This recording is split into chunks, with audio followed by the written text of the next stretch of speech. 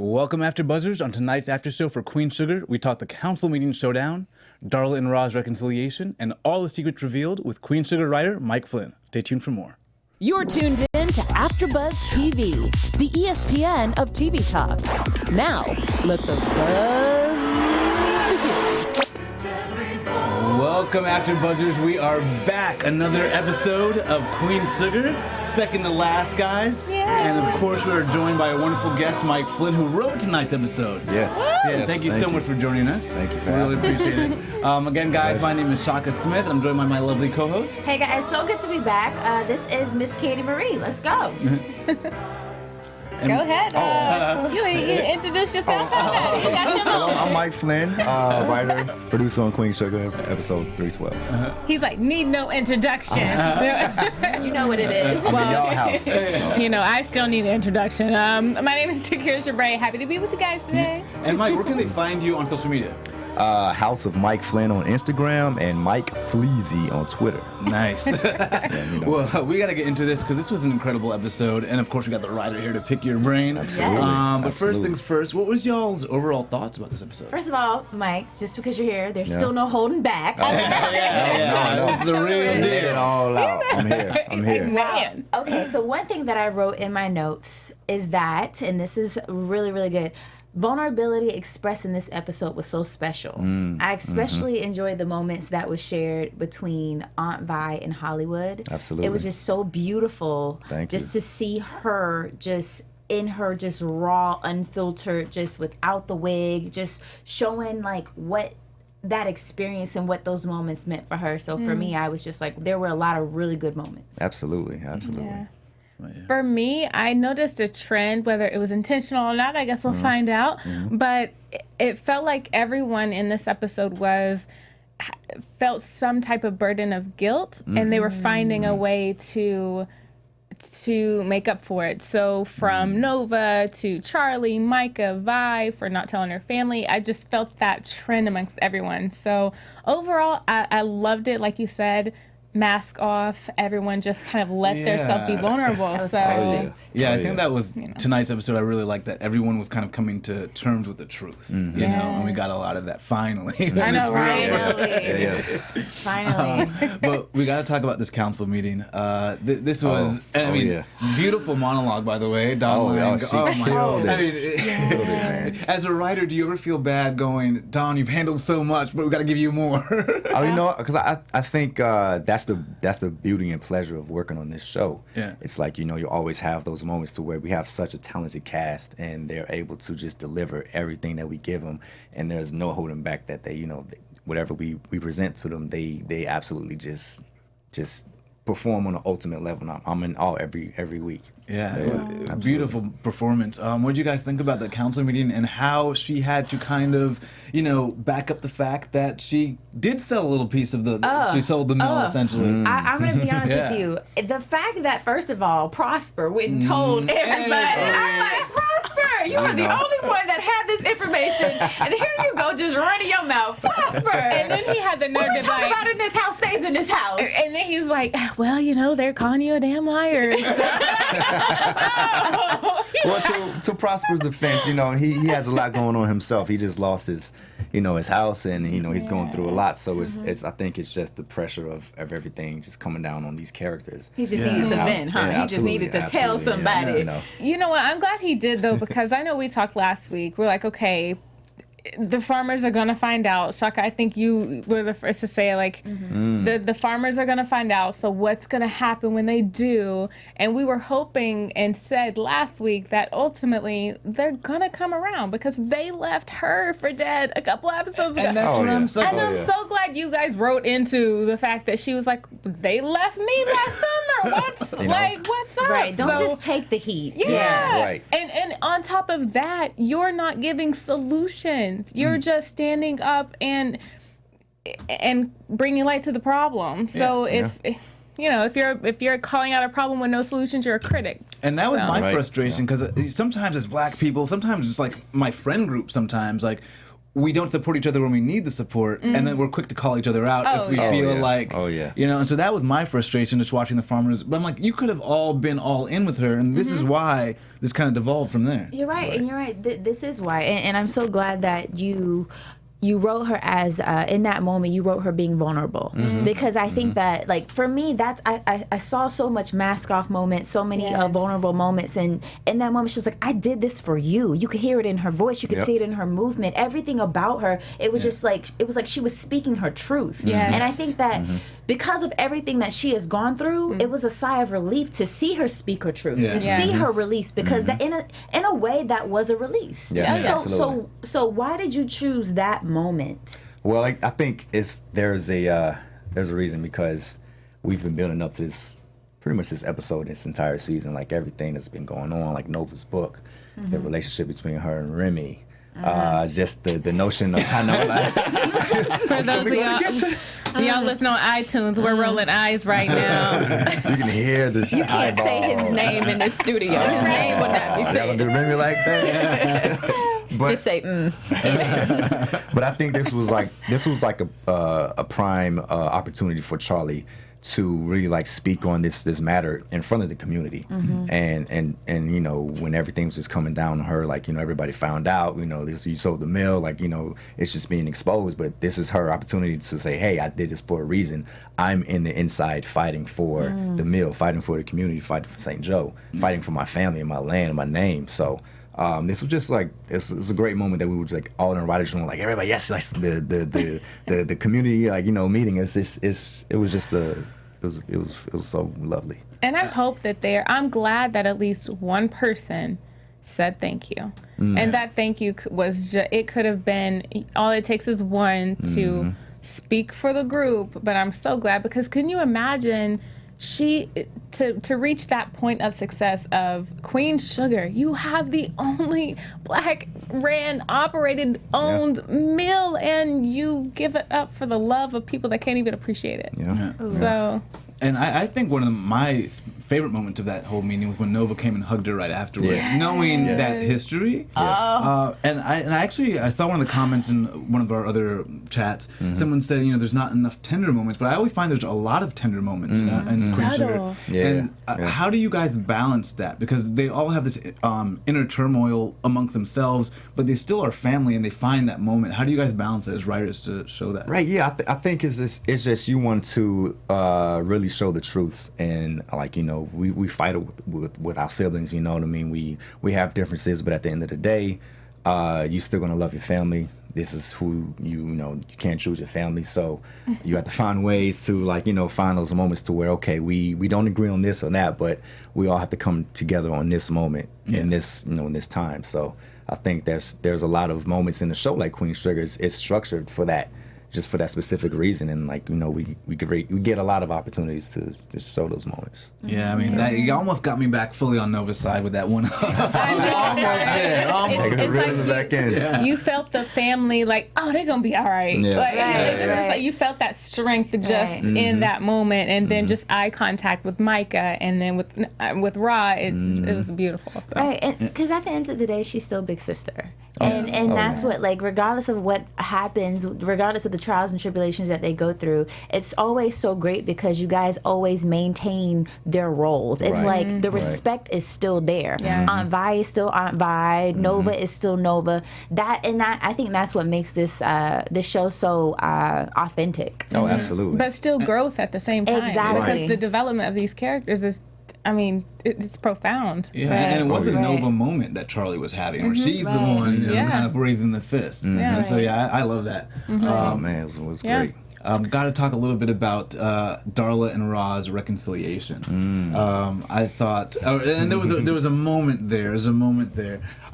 What do you guys think of that? And how do you guys feel about it? You already know my thoughts. I'm not a fan of Darla. But, well, I'll say this. I am still here for their love story. Yeah. Look, relationships, they go through their ups and downs. And I don't agree with what Darla did because it was low, but I'm still here for their love story. I feel like when he had that sigh, to me that was like, girl, I still love you. I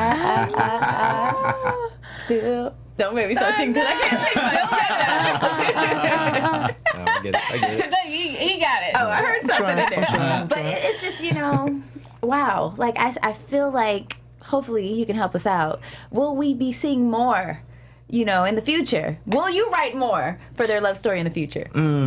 That is left to be determined. He hit us with a TBD. Right. Well, they're always going to have, that connection, which is Blue. Yeah. And, I think their love as parents, as a unit, both of them together is never going to be, diminished. So I would say that's for me, that's what I felt. I was like, they are going to be good co-parents. Yeah. And you can't go back from that, at least not for another decade. I mean, because she looked at him every single day for 3-4 years, and that was a continuing lie. It's every single day. I know. And so that for me is like the knife. And But I love that you it's feel hard for that. me to fight against that, Candy's over here like, Trend, what? I was like, I mean, I was rooting for them for Kofi, for Rob, because this was the first time I've Right. seen the countenance on his face. Like, his face was just different, light. Yeah. He had dreams, He smiled. That's what I was about to say. Like, he smiled and he was like lighthearted and he had, like you said, he had dreams and plans. He saw the future, and I will save my sweet tweet for later. But my moment is my sweet tweet is in that moment. But it was beautiful. Like he's. Because we haven't seen enough of it at all from Rob. He's always been brooding. rough. He's always angry. He's always like just about to Yeah. kill someone, but keeping it under the surface. And how Yeah. beautiful is it that they you guys chose the moment of Blue to be successful at riding his bike whenever his home was complete. Yeah. And like touching the bike together. that's and such a great point. It's so beautiful. You guys did Absolutely. such a good job on that part, because Thank you so much. we've talked about it before. Like, a child needs a complete home, whatever that looks like to you. And that was just a beautiful moment. I felt it coming whenever she was teaching him on his own. I was like, Yeah. at the end of the episode, they're gonna do. I like what they did there. And even with Blue asking them to both, help him. I don't know if he was doing that consciously or unconscious. If that was the unconscious thing of a child It's going, I unconscious. want my parents together. Yeah. How do you guys write for Blue? Because, we're adults and you're writing for this kid and trying to keep that honest and raw. And we tell you, Ethan, he is beyond his years. He's such a great actor. He's such a great kid. He's such a great human being. Just working with him on set, he's so professional. He knows his lines. He knows his marks. He brings the emotions. I think in terms of writing for Blue, you have to kind of see it through the perspective of from Darla and Ralph Angel. I don't know if you guys noticed, but earlier in the season, I think it might have been this season, Ralph Angel's like, he's just kind of spewing off the things he wants to see as now that he's out, a free man. He's like, and I want to teach Blue how to ride a bike, and so it just kind of drop those gems throughout earlier, and so we get up to this moment. And he just kind of, right through the eyes of a child who's, kind of came from maybe, a home where both his parents were together, to kind of seeing, the evolution of a home being broken, but, not necessarily all the way kind of, to a point to where it can't be repaired. Yeah, bruised, right. I'll say bruised. Not broken. But bruised. That's a good term. Yes, bruised. So, what's interesting is I'm just listening to all of you, and all I could think about is I felt like Ralph Angel faced his biggest fear last episode. Yes. And I feel like that's why we've seen a new Ralph Angel emerge, that's why he's not as angry. That's why he's smiling, because it's like he came to that meeting, he came prepared. He was ready for battle. He was ready for war. And he was strapped. He was like, I know my information. I did my research. And he proved why he deserved to be, his father, regardless of whether he had his blood or not. So why did you feel like it was so special to show a different Ralph Angel this episode? I think Ralph is encroaching on a moment in his life. He's encroaching on a new chapter in his life, and he's a father, and he's under he's still under parole, and when people they get released from prison, they have a couple of years of when they're under parole, and then as he said in his episode, he's like when I'm a free man, when I'm completely free from the justice system, in the criminal system, criminal justice system, I'm able to kind of travel and with my son and really show him the world as it should be intended. Yeah. Yes. So that was a great opportunity to really show that. Yeah, I think we I always hope try we to. keep that moment. we I have hope, it, right? I hope that certain people in the room don't, make make Roz experience something bad. Well, we have other writers on the show. But you're the one in the seat, so you're taking the heat. I'll take it. Hey, because I want to see him take him to Disneyland. I want to see him take him fishing and all these other things. He's got to, though, because I feel like we always try to avoid the narrative of the angry black woman or the angry black man. Yeah. But it's like Ra has been angry, but for a reason, you know. And now those reasons are starting to kind of fall away. So he's got to be a little bit happier. Yeah. Right? It's got to happen. Yeah, for sure.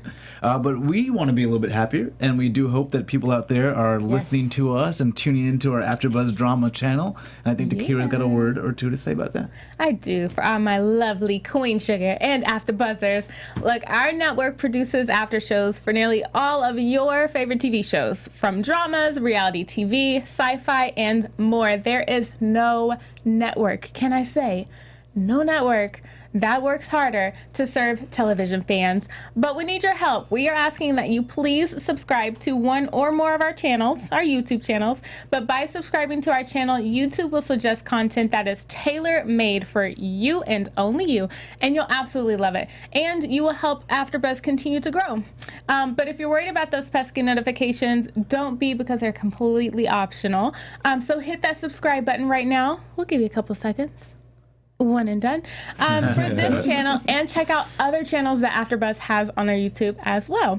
But let us know that you did in our comments, in our live chat. Hi everyone out there in our live chat, blowing it up. But let us know that you subscribed in comments, live chat, and we will thank you on air. So for right now, just thank you for being the absolute best fans and for helping us be the ESPN of TV Talk. Yes, we appreciate She's the so love. convincing. And I she's love good, it. I'm just right? like, man, Super good. I'm going to subscribe again. I already subscribed. I'm going to do it again. Create an account just to subscribe. Create like 12 accounts. There you go. One thing I actually also wanted to address with Darla and RA, or just really Darla, as writers and kind of staying true, and this show is very reflective of real life, she's got this ongoing struggle with addiction. And of course, since episode 1, I'm like, she's going to relapse. It's always a fear. How do you, and then she had that moment, that weird moment where she was looking at the guy last episode, and you were just like, is she like nostalgic, or is she feeling like that could be her any day now? How do you guys balance that? Like, how do you know what's true for her story? Like, whether or not she would relapse, or is she 10 years, 20, 30, you know? I think the struggle for that is not necessarily a struggle, but the challenge of it is she's having a lot going on in her life. You know, it's like it's just the addiction. Like, what really drove her to that addiction in the beginning? And I think, like, maybe, you know, whether we kind of solved that issue and then moved on from it. I think, you know, just presenting more problems that could, like, maybe kind of force her back into that position. But she's got a lot more going on. She's got a lot more people counting on her. She has a Blue counting on her. She, you know, she's trying to get back in with this family because she, you know, she had a big squander in season 2 at the end, you know, between her and Angela. So I think she's just trying to constantly, like, you know, maybe she's trying to prove herself. And, you know, she has, you know, a lot to prove, but I think she's doing a really great job doing that as a character. One thing that stands out to me is she has her moments of being a little insecure. Like, she has her moments of strength, and then even when it came down to teaching Blue how to ride the bike, and she even how she stands, how she walks, how she, are those little things intentional? I think Bianca, the actress, she really brings a lot to that character. We write it, you know, as simple but as clear as possible. And then just because how great these actors are, they really get into it, and they really, like, you know, living in the moment when we're filming it. And just by you pointing that out, you know, I think that's something very powerful that, you know, a performer brings to a show and a character. Because we've seen her in a lot of different things, and she's normally like the confident, strong, usually high schooler. But she just, her physicality is completely different now. It changes. She's amazing. Shout out to you, girl. I was really happy to see. I feel like her mother is a weakness for her. And whenever she's around, I feel like the type of pressure that she puts on her, she's the one that makes me feel like she's going to drive her to relapse. So the fact that she stood up to to her mom. Yeah. You know, and she's like, my mom's not going to be here anymore. She went back home. Like, what do you foresee, or can you share with us, you know, if her mom's going to come back in the picture, or if there's going to be maybe, you know, an argument between her and her mom? Because I really appreciate the fact that she is taking up for Ralph Angel because her mom is so quick to try and put him down. Right. So can we foresee that happening in the future? You know, I think her mother was probably a little bit shocked that, you know, she finally stood up, her daughter finally stood up to her, and she's seeing, like, you know, how her daughter is surviving now that she's back, and then living on her own, you know what I mean? She's able to kind of carry her own weight. So I don't know. I wouldn't count her out, but I can't make any promises at this moment. I'd love to see her. To me, I would think that just the dynamic would change, because it seemed like her mom was more surprised that she was just on Ralph Angel's side, like because and she's kind of addressed it like, I only know what you're telling me. So I think she was just shocked that, wait a minute, you like this guy this much. You know? We talked about it last week or the week before that. Like, she won't let it go. You got to keep your problems between you and you and your spouse and your significant other. Because now mom is feeling a type of way, and it's going to take a while for her to kind of like feel any good about Ralph Angel. I think she's just, you know, just seeing her daughter in a new light kind of maybe shifts her own attitude towards, you know, maybe backing off, or that she needs to like come back and respect. And that's why she left. I think she wouldn't have left if she didn't feel Darla was like sound emotionally. Like she couldn't handle it. Exactly. Right. Yeah.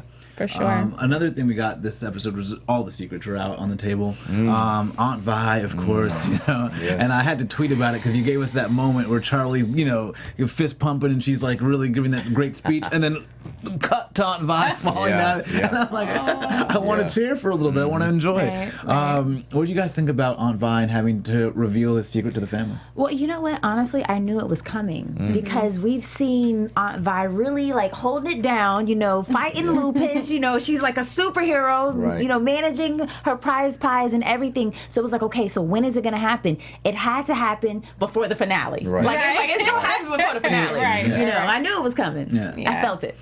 I think that she, first of all, like Vi's face, even when she collapsed in the kitchen, her face, this.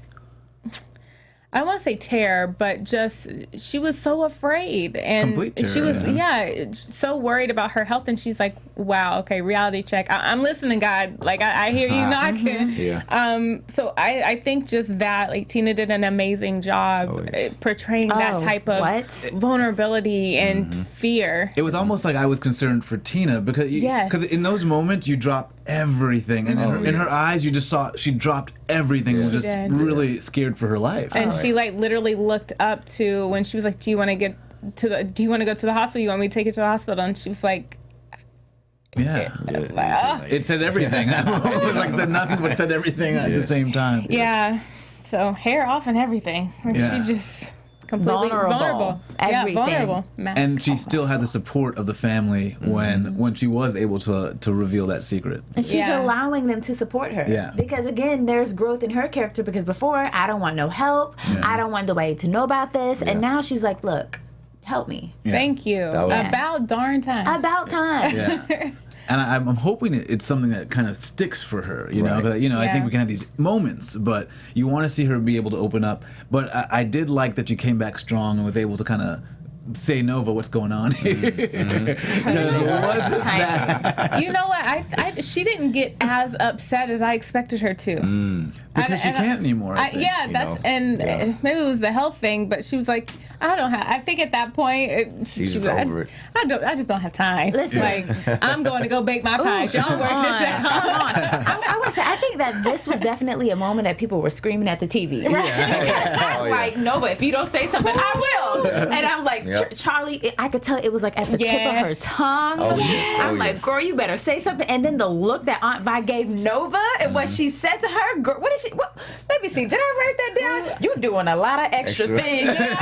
Listen, I wrote this down because I was like, come on, Aunt Vi. You can because you're, whatever. Y'all get it. Yeah, because you think you're grown. What? And I love that she was like, well, while you guys were together, and Nova was like, oh, of course not. But wait a minute. Really, is there really that much of a distinction? I thought we had something real. You know, sit your ass down somewhere. I hope that at least for Nova that helps her turn a lens on herself and say, what am I missing? Because I keep finding myself in these really odd situations. Right. I think, odd situation. I think for Aunt Vi's journey this season, we wanted to like carry her from a state of like, you know, independence to depending on the people who are around her and people who love her and want to be there for her. So that was like a hard journey for the character to take throughout the season. And then on top of like her business and running that and like kind of growing like a fan base and the fame behind like the pies and then, you know, her lupus and now this Nova Charley, she's like, I can't deal with this right now. You know, so. And for me, Nova is, I think, the one character I really don't understand. I get everyone's journey and I kind of know where they're coming from. And Nova's got this one sort of ethos, but aside from that, it doesn't seem to be grounded anywhere. Because she makes these decisions that just don't seem to have anything to do with her central character. Right. How do you guys write that? How do you guys develop that for a character like her? How does she grow? Oh, you know, there are so many layers to peel back from Nova. And you have to kind of take it back to her relationship with her mother and her relationship with her father. You know, given that her and Charley don't have the same mother.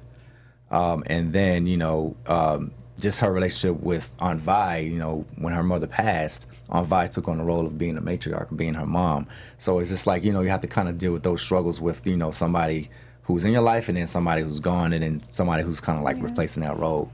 And Nova's a very complex character, you know, and she has you know, a hard time kind of expressing herself to people around her, to people who love her, because they may not get, you know, what she's going through.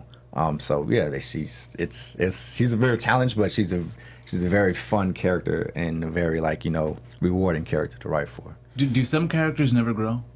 Not on this show. I think I've seen a lot of characters just continue to grow and blossom. You see, like, you know, everybody from Blue to Micah. You know, you just see little tidbits. But I'm wondering, are we gonna? But you think we'll see some growth from Nova then? Oh, yeah, absolutely. I don't know if I've seen any yet. Do you guys feel like you've seen Nova grow? Okay, one thing I said a few episodes ago is I feel like you said, there's been a lot of confusion from her. She's trying to find her way, you know, and I think Aunt Vi kind of touched on that. There's men, there's women, like there's a lot going on with you. Like it's real extra. Yeah. It's real extra, and I think it's because she's confused. And one thing that you just said. Can we see some flashbacks of Nova and her mom? I would love that. When, you know what I mean? And then that's room for a new character. Right, but it's just like, I think that would be such a beautiful moment to see what that was like. Because I feel like that's one of the things that she's missing is nurturing, because she seems to be searching for love. And it seems like the type of love that somebody close to her, like her mother and father, like you said, would have given her. Yeah. So, writers, I you know what, I think this isn't a show where we use flashbacks, and so I'm sorry to disappoint you, but I think we can get a lot of her past, because she is trying to find out who she is through this book that she's writing. And a lot of people like saying, just write about yourself. That's, you know, us as writers, we try to put ourselves in these characters in the show. We bring our own experiences and like try to infuse that with the situations and the characters and storylines and the plots.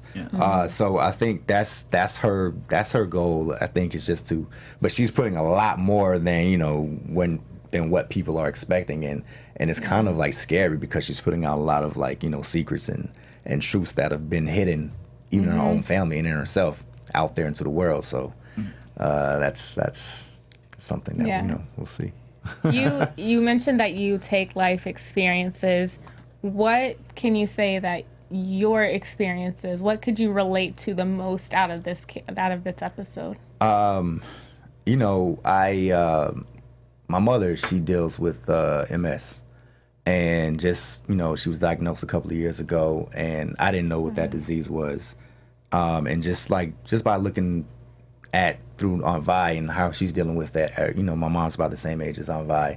I really see, like, you know, the struggles of her trying to like deal with this new, you know, thing going on in her life, and I'm learning how to deal with it. My sisters are, you know, my cousins, my aunts, uncles, and it's just, you know, we're always here for her, but it's just always like hard to see somebody, you know, kind of their life change, and also with Ralph Angel, just being a young black man in America, just going through that, how America views us. As soon as we walk out the door, there's a target on us.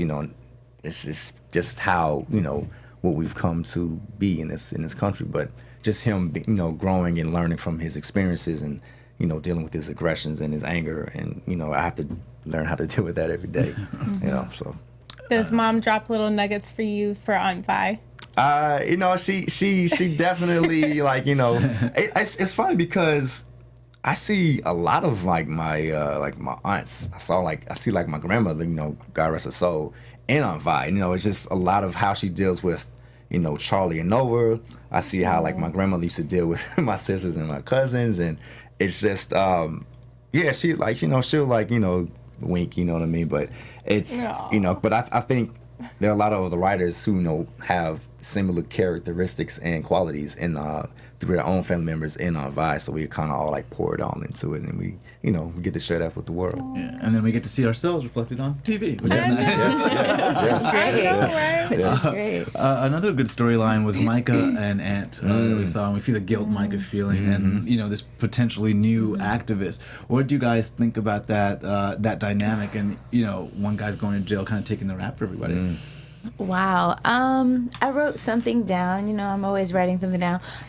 It's so interesting because I could relate to that moment because I have 2 younger brothers, and they're always getting in trouble. And a lot of times when they're getting in trouble with their friends. Yeah. And one of the conversations that I would always have with them, because I'm kind of like a mom to them, is those are not your friends. If you get in trouble, they're not gonna have your back. Charley. So right. I'm miniature Charley over here. And it was in that moment when he was sitting there on the floor with that, little anklet on, and he and then Micah came and I just automatically went to that moment, and I said, I'm sure his mama told him those are not your friends. Yes. But the way that young man looked at it as you know what, this is my cross to bear, and I'm gonna take. That was very brave. I don't know. I don't know if I don't know. That left a question mark on me. I don't know. I felt the pain that Micah carried on his shoulders, and like you said, the guilt, picked up on that. But could you imagine, even KJ said something and about it, we got so excited about Micah at the very beginning of the season, having those pictures as an outlet, and it was what gave him peace, what gave him purpose, his reason to stay in the school. And can you imagine that feeling that these pictures are now the thing that he is carrying on his shoulders as the one thing that he can't. I put on here. Where did I go? Anyway, I don't have to read my notes, but it's that one thing that he can't even get this right. He can't even use this. KJ was like, you taking all these pictures when you're not even in them. But aren't some people supposed to take the pictures? You need those pictures. Without those, we wouldn't have known what was going on. But I think he has that feeling that I put so much into this, so what else can I do? Which is why he was Googling things like how do you start a rally and sharing his opinion and his thought on Twitter. Those things, you put it out in the world, so it's kind of like professing your goals in life, or once you put it out there, people hold you accountable to the feelings that you say, that you tweet, that you write, whatever, and that's a lot of pressure. And so now I feel like he's trying to figure out, what can I do? I'm woke, but what do I do? And I wish he had done that before let's just jump into this sort of activism. It's what am I comfortable with and what can I do? Because certain people should be on the front line, certain people should be taking the pictures. Right. And I agree with you, because I feel like, especially this generation, everybody's looking for a way to do something. Right. But I think Kiki, which is the real MVP, she got it right.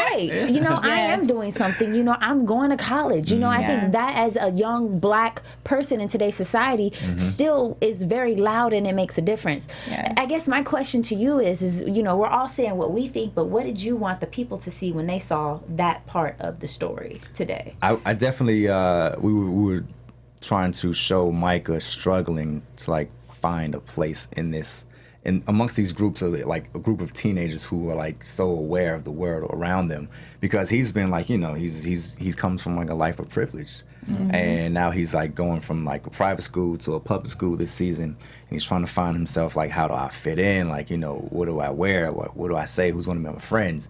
And I think he wasn't really prepared for this moment, as we see him like when they were planning, you know, to protest, you know, going to the plantation. That was, you know, the fire was a mistake, and I think Micah just wasn't prepared. He didn't know how to handle the situation in that, you know, in those circumstances. So I think it took him to, you know, realize that, you know, the danger of somebody who he's grown close to, and somebody that he actually looks up to, and somebody that he respects and admires, is like going down a path that, you know, he's seeing like so many, you know, young black men go down. So I think it's in that moment to where he's like, okay, what do I do to step up? It has to be beyond these pictures. It has to be beyond, like, you know, us, you know, spray painting the plantation. Like, I have to do something. So that's when we come to this moment. You know, I think this episode was just like a powder keg of a lot of like emotions and characters and their moves, like waiting to like, what are these guys going to do in this moment? And then what are we going to see in the finale? So it was just alley-oop for the finale, which I'm very excited about. Yeah, I was gonna say, to me, this is the Micah storyline is kind of the most out of character storyline, because I would say that we see a lot of like moral questions in Queen Sugar, but they always get kind of resolved by things coming out in the open, and people kind of, there's some resolution. You know, even with Raw and Darla, like, it comes out to light, everything gets resolved. With this, the resolution is like Micah goes to jail. There's this sort of also the angle of like, we don't want snitching in our communities, but is that the right thing to be putting out there? How do you guys tackle that? Because now it's sort of like Micah morally is going to be quiet, but that's not really the best moral choice. Like, did that kind of stuff come to light, and do we have to contend with that later? That was a conversation in the writer's room. It's like, you know, Charley has to kind of figure out, like, am I going to like have my son go out and confess to this crime and ruin his life? Hell no.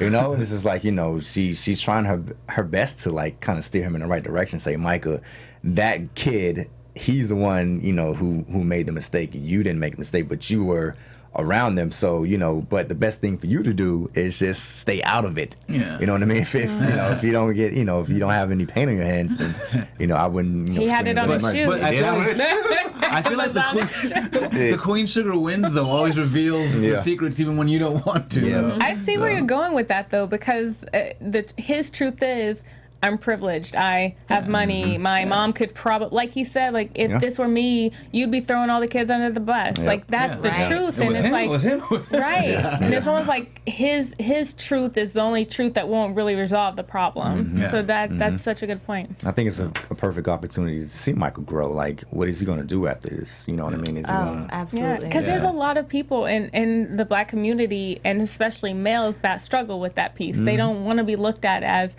the snitch, because if you snitch, then you really got to worry about your life on the line. But if you do snitch, then you got to worry about your life on the line. You're just behind bars. So I'm interested to see where you guys take that, because I think that there's a lot of eyes on that particular part of this character, because people that can relate to this story are still watching, like, okay, what's the right choice? Because I'm still, I'm personally in this place, and I still don't know where to go. So I'm interested in that. And if you guys remember, Micah has been in a situation, you know, he did get accosted by a cop. And he does know what that feels like. So it's I think there's a lot of anger built up from that moment that he's like, I gotta do something. Well, in this moment, he's like the most similar to Davis than he's ever been, because Davis is used to holding these secrets but trying to make up for them. Trying to, you know, so I think he'll find a real good connection with his dad on this. I didn't even think about that. That's such a good call out. So poor guy.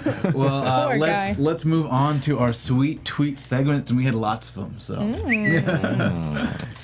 sweet. And you can get on this. We want to find out your favorite line from this episode. Okay. So we give our favorite line of the episode and why. Man, I got a few. One sweet tweet. One sweet tweet per round. Let me roll with Raw. I'll roll with Raw. Okay. At the end, I know we already mentioned the free man part, but he said, you got to trust yourself. So when he was teaching Blue how to ride the bike, he said, you got to trust us. You got to trust yourself. And so I think that was a really good moment for him to be the father that Blue needed at that moment, because that was one thing that maybe Darla couldn't teach him. And so I think that that's the moment when Blue really found his confidence in himself. So sweet tweet. Okay. Okay. For me, I just love that line that Roz says at the council meeting to Charley. Y'all know. It's such a real like sibling moment that he's observing. He's like, wait, what's going on? Y'all messy. I can't deal with y'all right now. I think that was it was funny. I love it. I was torn between that one and another one. I'm so glad you said y'all messy. Mine too. That was number 2. I was like, that, and the timing was perfect. I know it stung when he said that. Like, oh, you get on my nerves. He felt it. That came from the they real felt heart. that. They felt that. Okay, so the moment that I'm going to talk about is still in that very same area.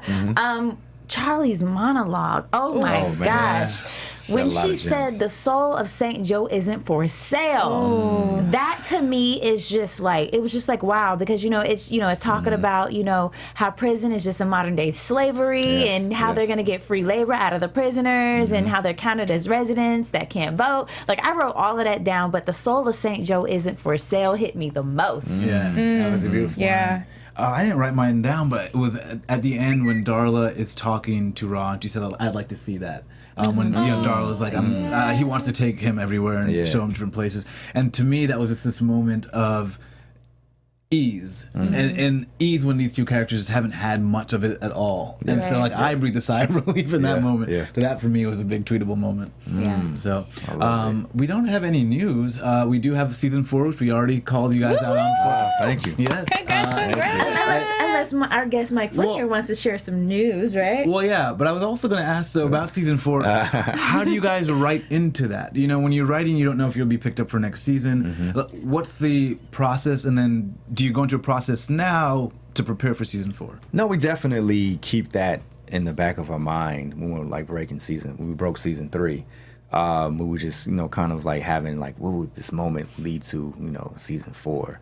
And we were definitely trying to like drop gems throughout the season to kind of have like a good setup to kind of springboard into the 4th season. So I think we did a great job with, leaving off, once you see the finale. Okay, what's going to happen?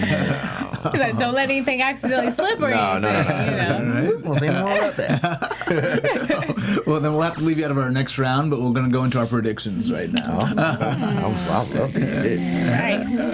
And now, your Afterbuzz TV predictions.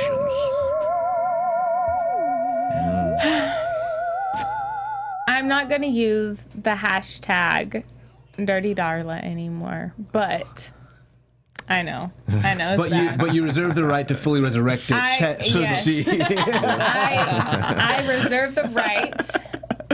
Should she need to be checked again, but I do still see that relapse. I can't let go of it. Yeah. I can't, because we haven't truly seen it, and it is the reality of people that struggle with any type of addiction. So I like I said earlier, Ra, I will say I hope that him getting so close to being out of the justice system, a free man, I hope nothing happens. So I'm not even going to put it out there I believe in law of attraction, so I'm not even going to put it out there, but y'all know where I'm coming from. I'm just not going to say the words. So that's my prediction. Yeah. Okay. But yeah. What's your prediction? I know. Just like, prediction? Wait. We all live happily ever after. Dang it. Okay, that was strike 3. I know. We're trying to poke and pry, but it's not working. Romero to the rescue. That's all I'm going to say. I'm just so happy happy because we have not talked about Romero, and you know I've been Team Romero since he joined the cast. Oh, that's great. That's great to hear. Man, like I'm so happy to see her smile. Yeah. You know, she hasn't smiled in a while. It's like every single episode, even today's episode, another blow. You know, her finding out that they're gonna build the prison, that was another blow. Yeah. You know, and it's like I still feel like, man, is she gonna break? How is she gonna break? Is she like gonna have a heart attack? Like I hope none of that happens, but I think Romero is what she needs. Yes. She needs an outlet. I want her to go have dinner with him. I hope she has sex with him. You know, girl, let it all out. Let that relieve the stress. I really want her to rescue. I really want Romero to rescue her. In the same vein, I think she's gonna be with Jacob before she's gonna be with Romero for sure. Come on, Shaka. We haven't even seen him. I think Charley will somehow get back with Davis, but I think the chemistry between Charley and Jacob almost rivals the chemistry that she has with Davis.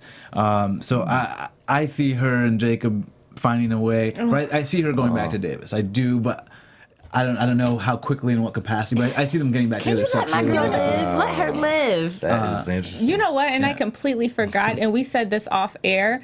This, what's her name? Frances. I didn't even take the time to figure out what her name was because I instantly didn't trust her when I met her. Jacob's mom. I trust her in this limited capacity. I mean, in terms even after this episode. Wait, you took something from the episode that she was not trustworthy in that capacity? Yeah, I think she's gonna show colors that she can't be trustworthy. Because I don't trust her. I don't trust her.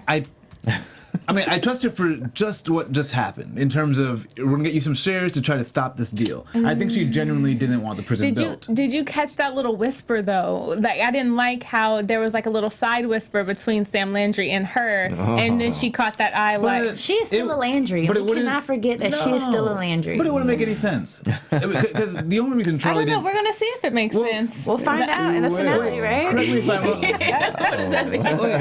The only reason Charley didn't vote was because she didn't get like the email, right? They didn't notify her, right? All right, was she? But was she too? But was she too busy or occupied to do her own research?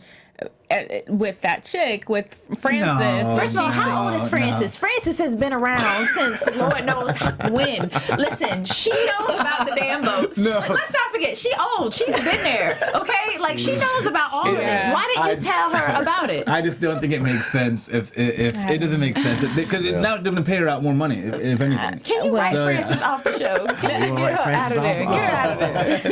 I'm interested to see what everybody else thinks because I love people's like comments and predictions and all of that. So shout out to that. I can't wait to see it. Yeah, see how this all wraps up. I want Dr. Dubois to come in and rescue Nova. That's all I really want. That's Dr. Dubois. Is there like a return policy between like Remy and Dubois? Like, can we exchange? Can we exchange? Well, I mean, the people you all are talking, so I don't know. We'll see. If you need some input for next season, we got you. Yes. You know, we give us a little writer's credit. You know, we have good ideas. Yes. Well, we got to thank you again for joining us. This was amazing. It was a pleasure coming in. Thank you for having me. Yeah, this is awesome. Again, guys, my name is Shaka Smith. You can find me on Twitter, Instagram, and Snapchat at Shaka Strong. Hey guys, what's up? Always a pleasure to be here every week. It is Miss Candi Marie, and you can find me on Instagram at Miss Candi Marie and on Twitter at Sweet Candy TV. All right, and it is me, Takira Shabrae. So, like Shaka said, happy to have you. It's amazing to have writers to give a different perspective. So, to continue the conversation, if people want to tweet you, where can they find you? Yes, you can tweet me at Mike Felizi. We'll see you guys next week. Bye. Bye. From executive producers Maria Menounos, Kevin Undergaro, Phil Svitek, and the entire Afterbuzz TV staff, we would like to thank you for listening to the Afterbuzz TV network. To watch or listen to other after shows and post comments or questions, be sure to visit AfterBuzzTV.com. I'm Sir Richard Wentworth, and this has been a presentation of Afterbuzz TV. Buzz you later. The views expressed herein are those of the hosts only and do not necessarily reflect the views of AfterBuzz TV or its owners or principals.